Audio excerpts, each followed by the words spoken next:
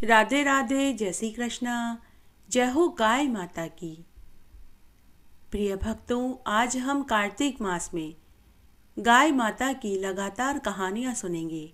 अगर आप कार्तिक स्नान कर रहे हैं, व्रत कर रहे हैं, तो कार्तिक मास के महात्म्य और कथा कहानियाँ सुनने के साथ गाय माता की कहानियाँ भी सुननी चाहिए। साथ ही कार्तिक मास में गाय माता की पूजा और सेवा करनी चाहिए। गाय माता को हरा हरा घास खिलाना चाहिए। पहली रोटी गाय को देनी चाहिए। जो ऐसा करता है और यह नियम रखता है, गाय माता पग पग पर उसकी मदद करती है। आइए आज हम गाय माता की पुण्यफल देने वाली कहानियाँ सुनते हैं। गाय माता की कहानी। कार्तिक मास में सभी कथा कहानियों के साथ में गाय माता की कहानी जरूर सुननी चाहिए। आइए आज हम गाय माता की कहानी सुनते हैं। एक गांव में एक अमीर सेठ सेठानी रहते थे। उनके धन दौलत की कोई कमी नहीं थी। भगवान की दया से खूब संपत्ति थी, परंतु सेठ जी बड़े ही कंजूस थे। दान धर्म करना तो उन्होंने सीखा ही नहीं था।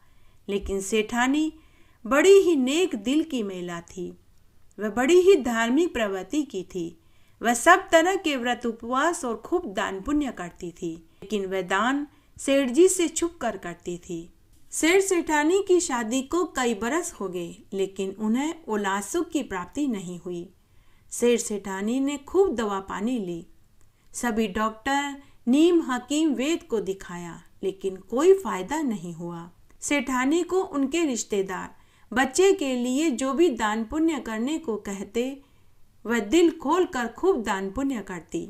सभी देवी देवता ढोके, लेकिन कर्मों का फल तो इंसान को जरूर मिलता है। बच्चे होना, औलाद सुख मिलना, धन सुख, परिवार सुख, पति पत्नी सुख सब कर्मों से मिलते हैं। अगले पिछले जन्म ही मनुष्य की तरक्की में बाधक होते हैं। अब सेठानी का मन बेचैन रहने लगा। विवाह को 25 बरस बीत गए। सेठानी ने औलाद की आस छोड़ दी। अब तो वह यही चिंता फिक्र करती थी कि आगे का जन्म किसी तरह से सुधर जाए, अगले जन्म में दुख न उठाना पड़े। सेठानी आए दिन सत्संग और कीर्तन में जाती रहती थी। तब एक बार एक महात्मा जी उनके गांव में आए। वे गांव में प्रवचन दे रहे थे। तब सेठानी भी सत्संग में पहुंच गई। महात्मा जी कह रहे थे कि प्रत्येक मनुष्य को अपने जीवन काल में सब तरह के व्रत उपवास और दान पुण्य करने चाहिए। जो दान हम यहाँ करेंगे वही हमें परलोक में मिलेगा। यह मार्ग बड़ा ही कठिन होता है। यह मार्ग बड़ा ही कांटों भरा होता है। मरते समय की पीड़ा बड़ी कष्टप्रद होती है। इसलिए मनुष्य को समय रहते ही व्रत उपवास करने चाहिए। गरीबों, जरूरतमंदों को अपनी सामर्थ्य के अनुसार दान करना चाहिए। अगर मनुष्य में सामर्थ्य है तो गौ दान करे। गाय को रोटी खिलाए, हरा चारा खिलाए। कुत्ते को रोटी खिलावें। चिड़ी कबूतरों को दाना पानी डालें। ब्राह्मणों को अन्न, वस्त्र, रुपया और गौ का दान करें। अगर मनुष्य में सामर्थ्य है तो गौ दान अवश्य करें। उसके बाद सत्संग खत्म हो गया। सेठानी सत्संग से घर आई तो पूरे समय मन ही मन सोचने लगी कि मैंने छोटे मोटे सभी दान तो सेठ जी से छुप कर दिए, लेकिन गौदान कैसे करूं ताकि मेरा और मेरे पति का अगला जन्म सुधर सके। एक दिन सेठानी सेठ जी से बोली कि हे स्वामी, मेरा मन करता है कि हम पुरोहित जी को गौदान करें। ऐसा सुनते ही सेठ जी तिलमिला उठे और क्रोधित होते हुए अपनी पत्नी से बोले कि अरे भगवान, क्यों नुकसान करवा रही है। आजकल धंधे में पहले ही टोटा है, ऊपर से तू 1.5 लाख की गाय दान करने की बात करती है। सेठानी को पहले से ही मालूम था कि सेठ जी का कुछ ऐसा ही जवाब होगा। तो सेठानी बोली कि हे स्वामी, आपने मुझे क्या मूर्ख समझ रखा है। हम मिट्टी की गाय दान करेंगे। सेठ जी ने कहा कि फिर ठीक है। तब सेठानी सेठ जी से बोली कि हे स्वामी, कार्तिक का महीना लगने वाला है, मैं कार्तिक मास में स्नान और व्रत करूंगी और गौ माता की कहानी सुनूंगी। तो आप कार्तिक पूर्णिमा के दिन एक ब्राह्मण को भोजन का निमंत्रण दे आना। हम ब्राह्मण को भोजन कराकर मिट्टी की गाय दान दे देंगे। तो सेठ जी ने हामी भर दी। इधर सेठानी कार्तिक मास का स्नान और व्रत करने लगी और एक दिन सोने चांदी की दुकान पर गई और वहां से सोने की गाय खरीद कर ले आई। घर आकर उसने सोने की गाय के ऊपर पीली मिट्टी और गाय का गोबर लगाकर बिल्कुल मिट्टी की गाय जैसा बना दिया और उसे धूप में सुखा दिया। अब सेठानी पूरे कार्तिक मास में मिट्टी की गाय की सेवा पूजा करने लगी, गाय की कहानी सुनने लगी और पूरे कार्तिक मास में भोजन बनाने के बाद मिट्टी की गाय के भोग लगाती और उस भोजन को घर के बाहर आने जाने वाली गाय को खिला देती। इस तरह पूरे कार्तिक मास में सेठानी मिट्टी की गाय की सेवा पूजा करने लगी। इस तरह पूरा कार्तिक का महीना बीत गया। जब कार्तिक पूर्णिमा का दिन आया तो सेठ जी गांव के पुरोहित को भोजन का निमंत्रण दे आए। सेठानी ने पुरोहित जी के लिए स्वादिष्ट व्यंजन बनाए।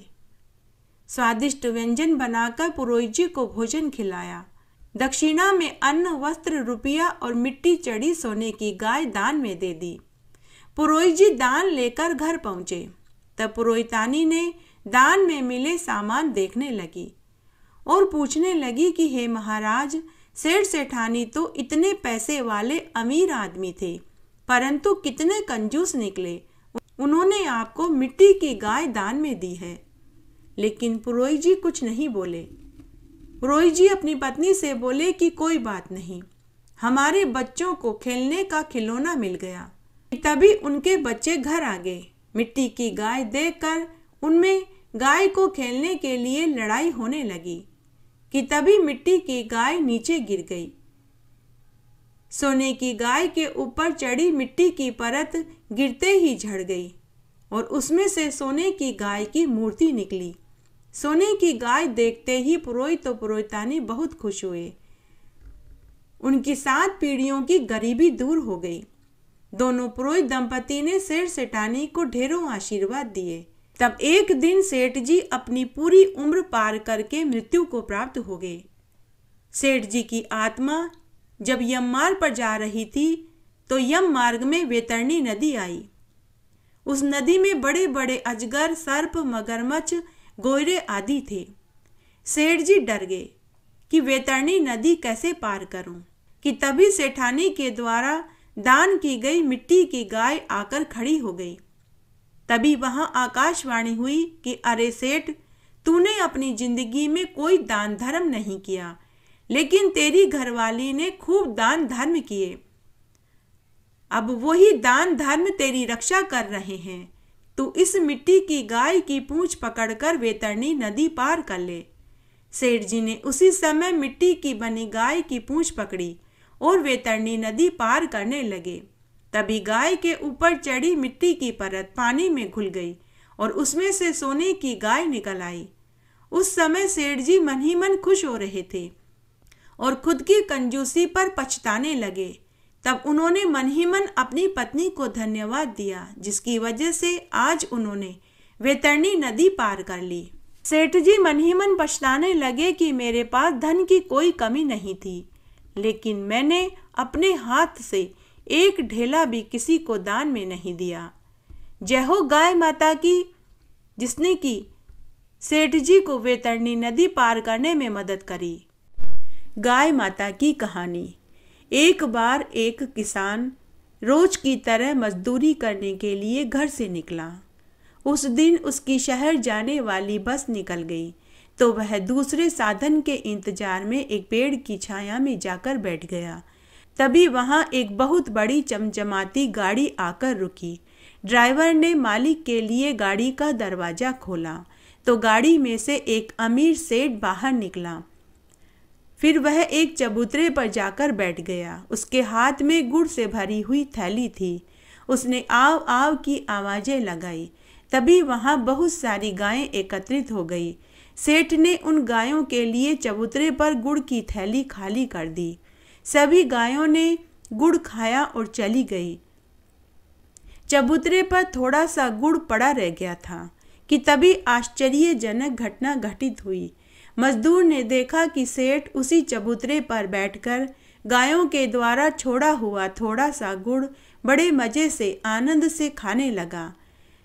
गुड़ खाने के बाद जब सेठ वापस जाने लगा तो मजदूर से रहा नहीं गया। मजदूर उठकर सेठ के पास आया और पूछने लगा कि सेठ जी, मुझे आपसे एक बात पूछनी है। सेठ ने कहा कि पूछो, तुम्हें क्या पूछना है। मजदूर ने कहा कि सेठ जी, आप इतने अमीर आदमी हैं, आपने गायों को गुड़ खिलाया, यह बात मेरी समझ में आ गई, लेकिन आपने गायों का झूठन गुड़ उठा उठा के बड़े ही आनंद से खाया, यह बात मुझे समझ में नहीं आई। आपको भला गायों का झूठा गुड़ खाने की क्या आवश्यकता थी? आप इतने बड़े अमीर सेठ हैं। तब सेठ जी ने कहा कि भाई, यह बात मेरे 12 साल पुरानी है, आओ हम चबूतरे पर बैठकर बातें करते हैं। सेठ ने कहना शुरू किया कि भाई, आज से 12 साल पहले की बात है। तब मैं 20-22 साल का बेरोजगार युवक था। नौकरी की तलाश में मैं गांव से शहर में आया था। मैं कई दिनों से नौकरी के लिए इधर उधर भटक रहा था, लेकिन मुझे नौकरी नहीं मिली। मैं 5 दिन से भूखा प्यासा था। शहर में मेरा कोई रिश्तेदार नहीं कि जिसके यहाँ जाकर मैं भोजन खा सकूं। जेब में मेरे पैसे नहीं थे। मैं भूखा प्यासा इसी चबूतरे पर बैठा था। इसी चबूतरे पर एक गाय भी बैठी थी कि तभी एक आदमी आया और गाय को गुड़ डालकर के चला गया। उस आदमी के जाने के बाद मैंने देखा कि गाय ने गुड़ की तरफ देखा भी नहीं। मैं भूख और प्यास से बहुत बेचैन था। मुझे उस समय कुछ नहीं सूझा। मैंने गाय के आगे से गुड़ उठा कर के खा लिया। इस तरह मैं दिन में तो नौकरी की तलाश में रहता और रात्रि में इसी चबूतरे पर आकर सोने लगा। रोज एक आदमी एक गाय को गुड़ डालता, लेकिन वह गाय माता गुड़ नहीं खाती। उस गुड़ को मैं उठाकर खाने लगा और अपनी भूख मिटाने लगा। इस तरह मुझे 5 दिन हो गए। 5 दिन के बाद मुझे एक कपड़े की दुकान पर कपड़े समेटने का काम मिल गया। जब मुझे पहली तनख्वाह मिली तो मैंने भी 1 किलो गुड़ खरीदा और इसी चबूतरे पर आकर मैंने उसी गाय को गुड़ खिलाया। तो मैंने देखा कि गाय माता मेरे लाए हुए गुड़ को बड़े ही आनंद से खा रही थी। तब मुझे पता चला कि वह गाय माता उन दिनों में मेरा पेट भरने के लिए खुद गुड़ नहीं खाती थी। तभी से मैंने ये प्रण ले लिया कि मैं रोज 1 किलो गुड़ गाय को खिलाऊंगा और गाय माता का झूठन गुड़ मैं खाऊंगा। तभी से मैं गाय का झूठा गुड़ खाता हूँ तो मुझे बड़ा आनंद मिलता है। गाय माता का आशीर्वाद ही मुझे था कि मुझे कपड़ों की दुकान पर काम मिला और आज मैं एक बहुत बड़ा व्यापारी बन गया हूँ। उस दिन उस सेठ की बात को सुनकर मैं घर आया। घर आकर मैंने वह बात अपनी पत्नी और अपनी माँ को बताई। तब मेरी माँ ने कहा कि बेटा, हम भी एक गाय पालेंगे और उसकी खूब सेवा पानी करेंगे। इस तरह वह मजदूर भी एक गाय ले आया और रोज गाय की सेवा पानी करने लगे, उसे चारा पानी खिलाने लगे। कई बरस बाद जब मजदूर की मृत्यु हुई तो यमदूत उसे लेने आए। तब यम मार्ग में उन्हें खून की नदी मिली। यमदूत मजदूर से बोले कि अगर तूने अपनी जिंदगी में गाय की सेवा करी है तो तू यह खून की नदी पार कर लेगा, नहीं तो तू इसी नदी में पड़ा सड़ता रहेगा। तब मजदूर ने आंखें बंद करके गाय माता को याद किया तो वही गाय वहां आकर प्रकट हो गई। मजदूर ने गाय की पूंछ पकड़ी और नदी पार कर ली। इस तरह यमदूत मजदूर को लेकर यमराज की चौखट पर पहुंचे। चित्रकूट जी ने मजदूर का लेखा जोखा पढ़कर यमराज को सुनाया तो यमराज ने कहा कि तुमने अपने जीवन में गाय की खूब सेवा करी है, इसलिए यमराज ने यमदूतों से कहा कि हे यमदूतों, यह नरक का नहीं बल्कि स्वर्ग का अधिकारी है, इसे तुम स्वर्ग में इज्जत के साथ छोड़ कर के आओ। गाय की सेवा करने से उस मजदूर को स्वर्ग का वास मिला। गाय माता की कहानी। एक बार एक गांव में एक ब्राह्मण दंपति अपने बेटे के साथ रहते थे। उनका बेटा सुबह पाठशाला जाता और दिन में गांव के जमींदार और धनी सेठों की गायें चराने जाता था। ब्राह्मण के पास एक गाय और एक बछड़ी थी, जिसे चराने की जिम्मेदारी ब्राह्मण के लड़के की थी। ब्राह्मण अपने यजमानों के यहाँ पूजा पाठ यज्ञ हवन करता था। बदले में वे उसे सीधा देते थे।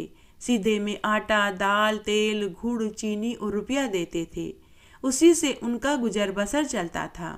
ब्राह्मणी घर पर सारा काम करती थी। गाय को पानी पिलाती, गाय के खूंटे की साफ सफाई करती, गोबर पोठे उठाकर उपले बनाती। इस तरह घर में सभी का काम का बंटवारा हो रखा था। एक दिन ब्राह्मण के पुत्र ने अपने माता पिता से कहा कि मैं रोज रोज गाय चराने नहीं जाऊंगा। इस तरह मुझे मेरे दोस्तों के साथ खेलने का समय ही नहीं मिलता। माता पिता ने अपने बेटे को समझाया कि बेटा, गाय की सेवा और पूजा करने का बहुत पुण्य फल मिलता है। तुम बड़े भाग्यशाली हो जो तुम्हें गाय की सेवा करने का मौका मिला है। फिर बेटा, तुम तो वन में गाय चराते समय भी अपने दोस्तों के साथ खेल सकते हो। लेकिन ब्राह्मण का बेटा नहीं माना। एक दिन वह नाराज होकर बिना बताए घर छोड़कर गांव छोड़ने का विचार बनाकर शहर जाने लगा। गांव से बाहर जाने के लिए जंगल के रास्ते से होकर जाना पड़ता था। जैसे ही उसने यह विचार बनाया तो उसके पितर नाराज हो गए। जब ब्राह्मण का बेटा जंगल के रास्ते से जा रहा था तो रास्ते में उसे एक पीपल का पेड़ मिला। उस पीपल के पेड़ पर बहुत सी आत्माएं उल्टी लटकी हुई थी। एक बार तो ब्राह्मण का बेटा डर गया, लेकिन उसने थोड़ी हिम्मत जुटाई और डरते डरते उसने पूछा कि आप कौन हैं और पेड़ पर इस तरह उल्टे क्यों लटके हुए हैं। तब सभी आत्माएं रोने और बिलखने लगी कि हम सब ब्राह्मण वंश के पितर हैं। हमारा पोता गाय सेवा को त्याग कर गांव छोड़कर अपने माता पिता को अकेला छोड़कर शहर जा रहा है। हमें उसी के बुरे कर्म का फल भोगना पड़ रहा है। तब ब्राह्मण का बेटा बोला कि वो तो मैं ही हूँ। मैं ही गांव छोड़कर, माता पिता को छोड़कर, गाय की सेवा छोड़कर शहर जा रहा हूँ। तब सभी पितर बोले कि अरे निर्लज, तुझे शर्म नहीं आई जो तू गाय की सेवा टहल छोड़कर अपने माता पिता को त्याग कर शहर जा रहा है। अगर हमारी इस दशा पर तुझे जरा भी दया है तो तू अभी इसी समय वापस अपने गांव जा, अपने घर जा और अपने माता पिता से माफी मांग और गाय की सेवा कर। तभी हमारी आत्मा को संतुष्टि मिलेगी। ब्राह्मण के बेटे को पितरों की आत्मा पर दया आ गई। उसने पितरों से अपनी गलती की माफी मांगी। उसी समय वापस वह अपने घर आया और अपने माता पिता से माफी मांगी और गाय की सेवा करने लगा। जब उनका बेटा विवाह लायक हुआ तो माता पिता ने उसके विवाह के लिए सुसंस्कृत लड़की देखने लगे। तब ब्राह्मण के बेटे ने कहा कि माँ बाबूजी, मैं एक ही शर्त पर विवाह करूँगा। आप जिस कन्या से भी मेरा विवाह करें वह भी गोभक्त होनी चाहिए। तब उसके माता पिता ने गांव के ही सोम शर्मा की लड़की से, जो कि गो भक्त थी, उसी के साथ अपने पुत्र का धूमधाम से विवाह कर दिया। शादी के साल भर बाद ब्राह्मण ब्राह्मणी को एक पोता हुआ। तब पोते का नामकरण कार्यक्रम का आयोजन किया गया। काशी से एक महान पंडित को बुलवाया गया। पूरे गांव में जश्न का माहौल था। पूरे गांव को ब्राह्मण दंपति ने लड्डू पूड़ी सब्जी जिमाई। काशी पंडित ने ब्राह्मण के पोते का नाम गोपाल रखा। ऐसा परिवार, ऐसे बेटा बहू जिन्होंने पूरी उम्र गाय की सेवा तन मन से कर दी। ऐसा परिवार, ऐसे बेटा बहू जिन्होंने अपनी पूरी उम्र गाय की सेवा में बिताई। ऐसे पोते का नाम गोपाल ही हो सकता था। सभी ने ब्राह्मण के पोते के नाम की खूब प्रशंसा करी। जय हो गाय माता की। हे गाय माता, आप सभी की रक्षा करना। एक बार एक साहूकारनी थी। वह गो भक्त थी। जब वह छोटी थी तभी से उसने अपने माँ, पिता और दादी को गाय की सेवा टहल करते हुए देखा। तभी से उसने सीखा था कि पहली रोटी गाय को देनी चाहिए। जब भी गाय को रोटी खिलानी होती तो उसकी माँ, दादी और पिता ग्यारसी ग्यारसी कहकर आवाज लगाते तो ग्यारसी दौड़कर माँ, दादी और बाबा से रोटी और पानी का लोटा लेती और गाय को रोटी खिलाती और पानी का लोटा गाय के खूंटे पर डालती। जब वह विवाह लायक हुई तो उसके माता पिता ने एक अच्छा घरवर देखकर उसका विवाह कर दिया। विवाह के बाद ग्यारसी जब ससुराल में आई तो उसकी गोभक्ति देखकर उसके सास ससुर और पति को बहुत खुशी हुई। तब ग्यारसी ने अपने सास ससुर से कहकर एक गाय मंगवाई। अब वह गाय की खूब सेवा करने लगी।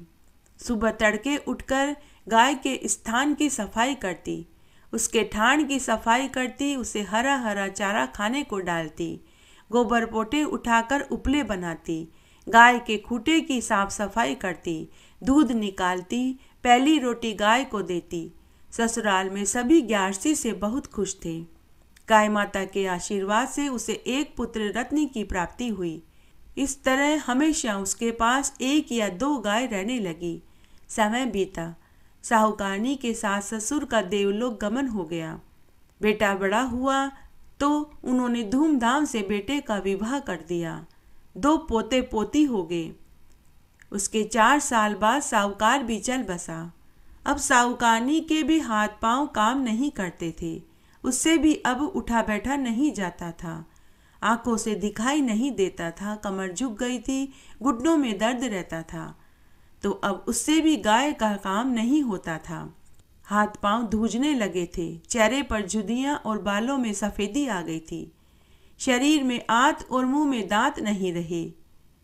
तब एक दिन साहूकारनी अपने बेटा बहू से बोली कि बहू, तुम्हें ही रसोई के साथ घर के काम के साथ गाय का भी ध्यान रखना है। गाय को समय पर चारा पानी देना है, उसके स्थान की साफ सफाई करना है। गाय को कभी धूप में तो कभी छाया में बांधना है। पहली रोटी गाय को देनी है। बहू ने कहा कि माताजी मैं सब कर लूँगी, आप चिंता मत करो। लेकिन बहू रोटी बनते ही बच्चों को भोजन खिला देती और पति को भोजन खिला देती थी। बच्चों व पति का टिफिन देती, लेकिन गाय को रोटी देना भूल जाती थी। गाय को समय पर चारा पानी भी नहीं देती थी। समय पर उसके ठाण की सफाई भी नहीं करती। बेचारी साहूकारनी बिस्तर पर पड़ी पड़ी उदास होते हुए देखती रहती थी। न तो वह खुद कर सकती थी और न ही बार बार बेटा बहू को कुछ कह सकती थी। बस गाय माता से मन ही मन माफ़ी मांगती रहती थी। तब एक बार की बात है, सावन का महीना आया। बारिश की छड़ी लग गई। खूब जोरदार बरसात होने लगी। लगातार 24 घंटे तक पानी बरसता रहा।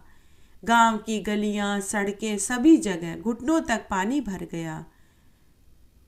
नगर गांव के सभी लोग जान बचाकर ऊंची पहाड़ी पर जाने लगे। तब नगर के राजा ने ढिंढोरा पिटवाया कि सभी अपने अपने जानवरों को और कीमती सामान को लेकर अपने बाल बच्चों, माता पिता के साथ ऊंची पहाड़ी पर पहुंच जाए। तब साहूकारनी के बेटा बहू ने भी गाय की रस्सी खोल दी। कीमती सामान बच्चों को लेकर माँ से बोले कि माँ, पूरा गांव पहाड़ी पर जा चुका है। बरसात अभी भी हो रही है। राजा ने मुनादी करवाई है कि हम सभी को पहाड़ी पर पहुंचना चाहिए। माँ चलो, हमें पहाड़ी पर जान बचाने के लिए जाना ही पड़ेगा। लेकिन साहूकारनी बोली कि बेटा तुम दोनों ही जाओ, मेरी इतनी ही उम्र थी। अगर बच गई तो ठीक और मर गई तो तुम समझना मेरा अंत समय आ गया था। बेटे ने अपनी माँ को बहुत समझाया, लेकिन माँ नहीं मानी। तब बेटा बहू दोनों बच्चों को और कीमती सामान को लेकर चले गए, लेकिन गाय भी नहीं गई। गाय माता साहूकारनी की खाट के पास आकर खड़ी हो गई। पूरा गांव, खेत खलियान, राजा का महल सब डूब गए, लेकिन साहूकारनी का मकान गीला जरूर हुआ, लेकिन डूबा नहीं। साहूकारनी अपनी खाट पर 3 दिन और 3 रात तक गाय की पूंछ पकड़कर बैठी रही। जब बरसात रुक गई, पानी उतर गया, तब सभी गांव वाले राजा पहाड़ी से नीचे उतरने लगे। तब सबने देखा कि सभी के घर करीब करीब डूबे हुए थे, लेकिन साहूकानी का मकान सूखा पड़ा था। जब राजा ने यह देखा तो राजा को महान आश्चर्य हुआ। राजा पूरे गांव वालों और साहूकानी के बेटा बहू को साथ लेकर उनके घर पहुंचे। तब सभी को देखकर आश्चर्य हुआ कि साहूकानी गाय की पूंछ पकड़कर खाट पर बैठी थी। राजा ने साहूकानी से पूछा कि अरे बुढ़िया माई, बरसात में सारा गांव, खेत खलियान, यहाँ तक कि मेरा महल भी डूब गया, लेकिन तेरा मकान नहीं डूबा। बुढ़िया माई, तेरा घर कैसे बचा रहा? तब साहूकारनी राजा से बोली कि हे महाराज, मुझे और मेरे घर को तो गाय माता ने बचाया है। मैंने पूरी उम्र गाय की सेवा करी, पहली रोटी गाय को खिलाती थी, यह उसी का फल मिला है। तब बुढ़िया के बेटा बहू अपनी माँ के चरणों में गिरकर माफ़ी मांगने लगे। के बाद बुढ़िया ने राजा से कहा कि राजा जी, सभी दान धर्मों का फल मरने के बाद मिलता है, लेकिन गाय की सेवा का फल मरने के बाद तो मिलता ही है, लेकिन जीते जी भी मिलता है। यह सुनकर राजा के साथ वहां खड़े पूरे गांव को महान आश्चर्य हुआ। उस दिन नगर के राजा ने पूरी नगरी में यह ढिंडोरा पिटवा दिया कि सभी को गाय की सेवा टहल करनी चाहिए, पहली रोटी गाय को खिलानी चाहिए। गाय की सेवा करने से इसका फल मरने के बाद तो मिलता ही है, जीते जी भी मिलता है। उसके बाद राजा रानी के साथ पूरा गांव गाय की सेवा टहल करने लगा, जिससे वे सभी इस जीवन के सुख भोग कर मरने के बाद उन सबको बैकुंठ का वास मिला। प्रिय भक्तों, इस तरह आज हमने कार्तिक मास में गाय माता की कहानियाँ सुनी। आशा करती हूँ यह आपको जरूर पसंद आएगी। मेरे साथ बने रहने के लिए आपका धन्यवाद। आगे आने वाली कथा कहानियों के लिए भी आप इसी तरह मेरे साथ बने रहें। धन्यवाद।